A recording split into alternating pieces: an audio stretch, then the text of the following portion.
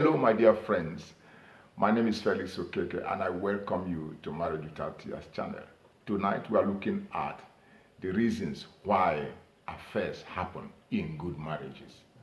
You have a very thriving marriage, a strong marriage, a marriage where both of you are in love, and yet, somewhere out of the blue, you discover that your partner is having an affair. Why does that happen? Because a whole lot of people believe that a marriage has to be in distress for such a thing to happen. That the marriage has to be, the couples must be at daggers drawn before one partner may opt out, and decide to have a fling outside of the boundaries of the marriage. It is not always so, and that is the reason why I want you to actually listen to this very edition. I have had a whole lot of young ladies crying up and down and say, what does she have that I don't have? Why must my husband be found in the arms of another woman? What does she have that I don't have? It's not about what you have or what you didn't have. The reality is that it happened because of some of the issues we are going to point out today in this edition. I've had men who come to me and say, I buy everything for her, I provide everything for her, I bought her cars, I put her in expensive mansions, I send her trips abroad. Why must she find herself in the arms of another man? What does she want out there that I cannot provide for her? By the time you finish listening to this edition, you will actually know what is missing, that thing that is missing, that may cause your spouse to find him or herself in the arms of another man or woman. So listen attentively to this edition. My name once again is Felix Okeke. I am your marriage counselor and coach. And if you are yet to subscribe to my channel, please do so immediately. There's a red button by my side. Once you click on it, click on that red button. Look at it here. Once you click on it, you get subscribed and you become part of this awesome channel. This is the place where we discuss issues that are relevant in today's marriage. The very first thing that may be the problem is the fact that you are both in love but emotionally disconnected. There are situations whereby a couple are so deep in love, they actually love themselves. Given a different scenario, they cannot marry any other person except their partner. Actually, they are truly in love with that person. But for one reason or the other, there is what we call emotional disconnection. And what do we mean by that? When a couple can no longer have time to share their innermost thoughts, their desires, their areas of vulnerability, they can no longer share their visions. They are so busy contending with the issues outside of their marriage that they are beginning to take their relationship for granted. Such a partner that feels neglected may begin to seek validation outside there, may begin to seek for somebody that he or she may share those things with, somebody that has an ear for him or her. So these are what happens. It's not that they are no longer in love with their partner. No, they are still in love with their partner. But because their partner does not have an ear for them, does not have, doesn't validate them. So emotional disconnection can be a major factor. Not lack of love, but emotional disconnection. And the only way you can take care of that is to make it a point of duty to share your thoughts, have time for one another, no matter all the experiences or whatever you might have experienced during the daytime. When you come back together, find an opportunity to sit back together and share your thoughts together, share your vision, share your emotions. Even if they are negative, you must share them, because that is the only place where you can build that bond of affection that can weather any storm. Another thing that can cause extramarital affairs, even in a good marriage, is when there is a lack of excitement in the marriage. When the marriage has, grown in love at a point, it plateaued to the extent that the couple no longer find pleasure, quote and unquote, in being with one another. Anytime they are with one another, they discuss mundane things. It's no longer about the passion which they shared in the beginning. Even love making has become like a duty of love. It is no longer something that they do because they are passionate about one another. No. So when it has gone to that level that everything around them, there's no excitement, there's a lack of fire. There's the kind of love you used to have in those days that sometimes when you don't see one another, you become restless. But these days, even in the presence of one another, you find nothing to share, no excitement, no joy. Anytime that the marriage gets to that level, then something must be done immediately. When there's a lack of excitement, the very first person outside there that provides such an excitement, your partner can swing, can swing from one tree to the other. It is as simple as that. So excitement is the joy of marriage. Fun. Make your marriage to be fun. Let there be fun and excitement in your marriage. So many marriages now are so mundane, so ordinary, so humdrum. And when this kind of thing repeats itself on and on, the excitement and the joy of the marriage disappears. How busy you are, no matter the kind of tight schedules you may have, it is necessary for you to inject joy in your marriage. Don't use children as an excuse. Don't use your work as an excuse. Don't use your spiritual life as an excuse. Don't bring alibis. Don't use excuses to deny yourself the joy and all the passion that is supposed to be in your marriage. Rekindle that love, and then you will lock off all the doors that may give rise to extramarital affairs in your marriage. It's very important that we say that. And of course, the fourth one is when couples are unable to communicate effectively how they feel towards one another. When there are expectations that are not met, and I'm talking about emotional and physical expectations that are not met, and yet you are not communicating that. I know of couples who, for a whole week, they don't talk to one another, they don't say how they feel. Yes, they are in love. Yes, they can be passionate when they come together. But how long does it take? You need to know how to communicate your values, your intentions, your hurts, your vulnerabilities. You need to know how to communicate that with one another. If you fail to do that, you are giving an avenue for one spouse to look for validation outside the boundaries of the marriage. And this is what happens in so many homes today. It is not because the couples are no longer in love. No, they are still in love. As a matter of fact, they don't even wish to be separated if you give them such an option. But because of the scenario, because of the experiences they are having in their own relationship, cannot find a way of reading that discomfort. They can't find a way of mending faces. Sometimes you find them engaging in other avenues, other opportunities outside the boundaries of their marriage. And of course, the fifth thing I want to talk about are friendships that cross the line. Sometimes when you are in friendship or in a relationship with a member of the opposite sex that is not your wife or that is not your husband, you have to be very careful. You have to know how to lay boundaries. You have to know what to expect. You have to know how to manage that relationship so that it does not cross the line. Because there is really a thin dividing line between friendship and love. As a matter of fact, friendship that is expressed over a long period of time can begin to make the people in that relationship begin to feel more warmly to themselves. As a matter of fact, if you are a friend with a member of the opposite sex and that person is able to support you in times of distress, is able to come for you in times of hardship, or when you are challenged in one way or the other, the person rushes to your need. The person is always there for you. At a point in time, you will not know when you give in, if he or she wants sex out of it. So you need to know how to actually manage it.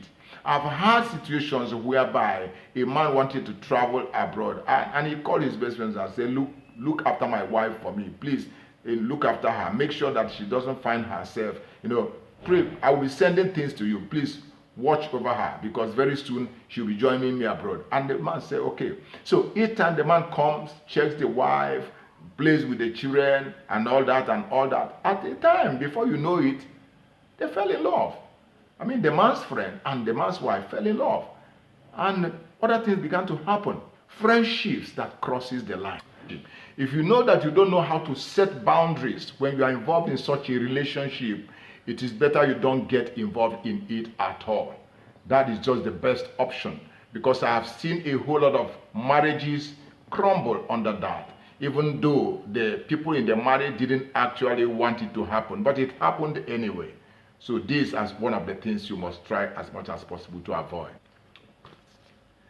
The fifth one I also want to say is what I call insecurity or self-esteem issues. A partner in a relationship has so dominated the relationship or intimidated and controlled the spouse in such a way that she or he loses her self-esteem. There's a tendency for her to become vulnerable when she gets outside there and sees somebody who is able to play the right card. What do I mean by that? Sometimes I see men who intimidate their spouses so much. A man beats his wife to a pulp each time that she wants to express an opinion that is different from his own. It happened over a period of time until the woman was no longer able to express herself. She became a yes member of the family. At a point, the woman could not, even when she has a better opinion, she can't voice it out because of the fear of her husband. When the woman, in the midst of other company outside, discovered a man who was able to listen to her, a man who was able to offer something totally different from what her husband was giving to her. Even though she still loved her husband, even though she still committed to her husband, even so though she still wants that marriage to work, but she wanted somebody to also validate her own position, and she fell for the man. I also know of another woman who continued, pouring all manner of useless language on her husband because the man lost his job. And for 5 years while he was looking for another job, the man was, he saw her in the arms of his wife. The woman could hardly cook for him. The woman was always pouring all manner of venomous language on him, using all manner of things to describe the man. Every opportunity she had, she undermined the man. She undermined who the man. As a matter of fact, the man lost total confidence in himself. After a period of time, when he finally got another job, he lost interest in his wife. So these things happen. It's a question of self-esteem issue. Another thing that can also make extramarital affairs to happen, even when the couple are having a quality relationship, is what I call a way of escape. People can get involved in a relationship as a way of escape from reality. I know of a couple that had been living together for quite a while, but in the process of time, the man became an alcoholic, began to take a lot of alcohol, began to take a lot of strange substances, and before you know it, he was no longer the same vibrant person anymore, always drunk. The wife had done all she could to actually make him give up drinking, but he could not. Even though the woman still loves her husband and will treasure anything to make her husband become what he used to be, but it couldn't happen. And she doesn't want to get out of the relationship entirely. She still wants to keep the relationship, but she needs the companionship of someone who is sane enough to handle her, who she can discuss important matters, and not be, and feel good about it. Somebody that she can trust his own contribution to whatever emotional state she is. This is what drove her into the arms of another man.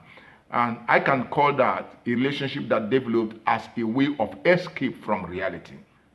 Another thing that can also make a relationship, develop even while the couple are still in a quality relationship is when there is an absence of emotional and physical touch. And I'm talking about sexual intercourse. A whole lot of people will say, oh, sex, is that all the man needs? Why can't he think of something else? Every time it's sex, he always wants to have sex with me. And the woman may say that off and on. But really, to the man, sex is very important. And as a matter of fact, even though sex is not something that happens over, that takes so much long time to happen. It can be 5 minutes or 10 minutes or 20 minutes or even 1 hour. But that number of minutes it takes is more than enough to lubricate the wheels of the marriage. We know that there are so many aspects of marriage. We know that there is a marriage that is born out of support for one another, commitment to one another, spiritual life and spiritual edification and all that. There are so many things that make a marriage successful, that make a marriage quality, that gives joy to a marriage. But at the same time, sex must not be taken off the calendar. Don't allow your marriage to degenerate into sexless marriage. Don't allow yourself to do that. Don't allow. If you discover that your man or your woman is getting disinterested in that area, find out why. It could be a physical thing. If it's a physical thing, seek for medical advice. If it's an emotional thing, you can seek for a therapist who can handle it. Or you can at least open up to one another, know what he or she is feeling, why it is so. Because if you are still within the ages when you can still have quality sexual intercourse, then of course, if your partner is beginning to tell you reasons why it cannot happen, find out why, and then find out a means of ameliorating that condition. It can only spell goodness for your marriage. And the final thing I want to say, social media and the opportunities or the temptations it offers us, even as married people. We have seen so many, relationships that moved from online to offline. You met a woman offline, you are just exchanging pleasantries. From there, she begins to ask about your affairs, about your home, about how you feel, about your job. She becomes so interested. Before you know it, she wants your help or you need her help, and she's offering that help. Before you know it, the relationship is becoming more, closer and closer until the day comes when you decide to meet offline. Oh, you see her and she's even better looking than you expected. Before you know it, things that started online goes offline and becomes deeper and deeper. You may wake up tomorrow morning and discover that you have gone into a serious extramarital affairs. And that is why I say that the social media offers a whole lot of opportunities and a whole lot of temptations too. And as a person, you must know how to guide your heart. A whole lot of married people, even women, have fallen into the arms of strangers because of the social media. You met on Facebook, or you met on Twitter, you met wherever, and before you realize it, you are making appointments, you are making offline appointments, and how it can be. Before you realize it, you are in another person's arms. So, it doesn't mean that that person does not love his spouse. It doesn't mean that that person does not love her spouse. It simply means that it has happened because of these things we mentioned here. And the only way you can stop it from happening is to open up your hearts to one another. Always, find out how you feel about one another. Find out your challenges. Find out your values. Find out whatever you can that will make one another happy. Invest time in your emotional and physical well-being. Invest time, invest your resources in it. Do whatever you can to put a smile in one another's face. Engage in quality sexual intercourse continually. Don't lose focus. Don't lose focus. And don't give yourself unnecessary alibi why it cannot be done. I can tell you that if you make up your mind, it can be done. And when something is important to you, you will also create time for it and make sure that it is done. I thank you for taking out time to actually listen to this edition, and I look forward to seeing you next week. But before you go, please not only recommend our channel to your loved ones, but click on this red button, become subscribed, and be part of this awesome channel. Thank you very much for taking our time to listen to this edition. Have a wonderful weekend. God bless you.